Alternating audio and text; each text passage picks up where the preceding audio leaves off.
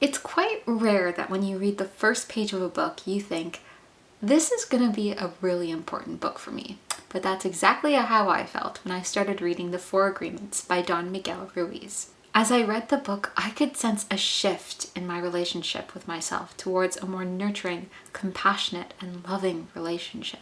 And when I finished the book, I felt like I had a fresh outlook on my relationships with myself, my friends and family, and all the other people in the world around me. What Ruiz describes in his book are 4 agreements we need to make in order to be at peace with ourselves and the world around us, and also overcome our self-limiting beliefs and behaviors. These agreements are promises we make to ourselves, and in principle, they sound easy to implement, but our negative habits, thoughts, and behaviors are quite difficult to break, so it takes a lot of self-discipline to actually put them into practice. Trust me, I know, I'm still working on it.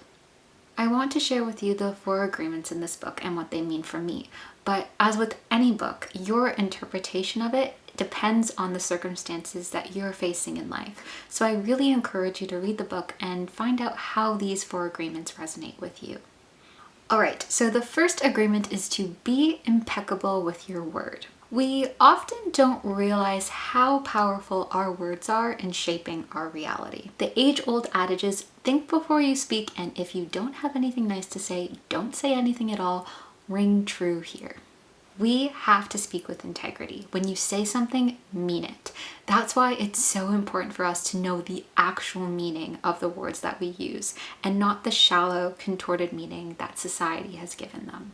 Take, for example, profanities. These words carry so much negativity, yet it's commonplace for people to just throw them around like they don't mean anything.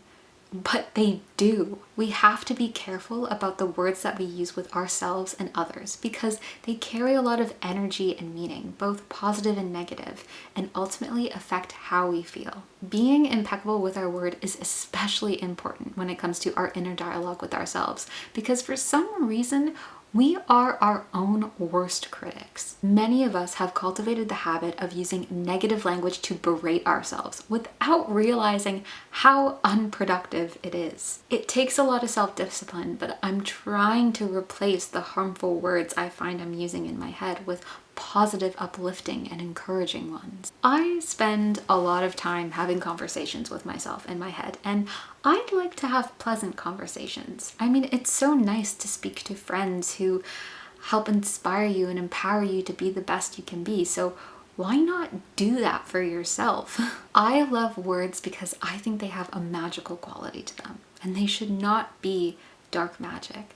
They should help us and others. They should heal us and others. They shouldn't tear us apart or leave bruises in our minds and hearts. When the words we use harm ourselves or others, we're doing a disservice to humanity because we're limiting ourselves and others from sharing our best selves with the world.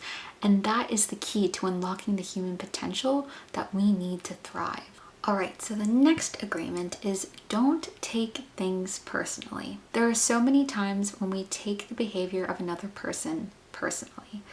We start to think that we've done something wrong that's causing them to act a certain way or to say a certain thing, and then we start to get angry at them for their behavior, and then it just goes into a downward spiral. We have to remember that everyone has their own filters on how they interpret the world, and that there are many factors that impact these filters. These filters are shaped by experiences they've had in the past or things that they're going through right now that we may not be aware of.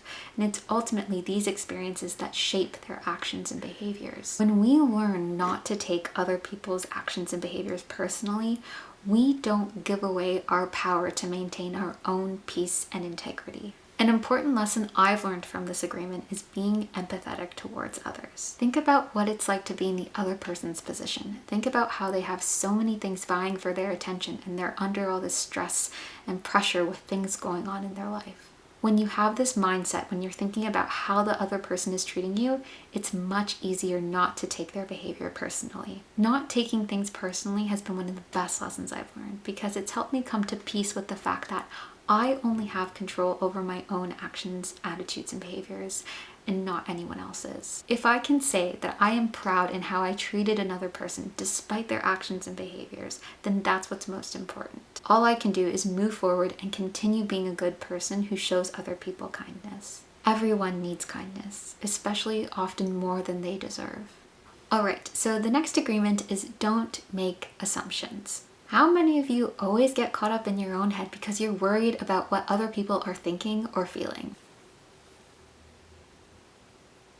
The root cause of so much stress, frustration, and miscommunication is the result of assumptions we try to make about what other people are thinking or feeling. So rather than making assumptions, seek clarity.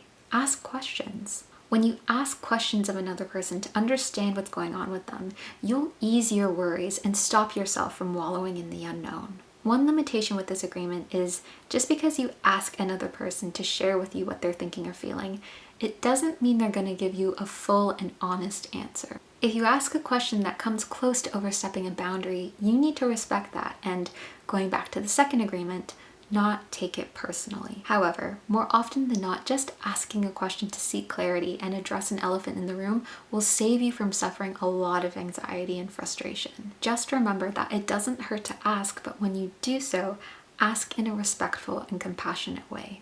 All right, so the last agreement is to always do your best. This is a very, very important lesson we all need to learn. We need to promise ourselves that we will always do our best, recognizing that our best will be different depending on the moment that we're in. Doing our best when we're lying in bed plagued with a runny nose, plugged ears, and itchy throat will be much different than when we're doing our best when we're fit as a fiddle. Doing our best when we're going through a major transition in life will be different than when we're doing our best when we feel that we're settled and we've adapted to a new phase of life. So when we're taking action on doing something, we need to be aware of the factors that are impacting our ability to do our best. Two things we have complete control over are our effort and our attitude.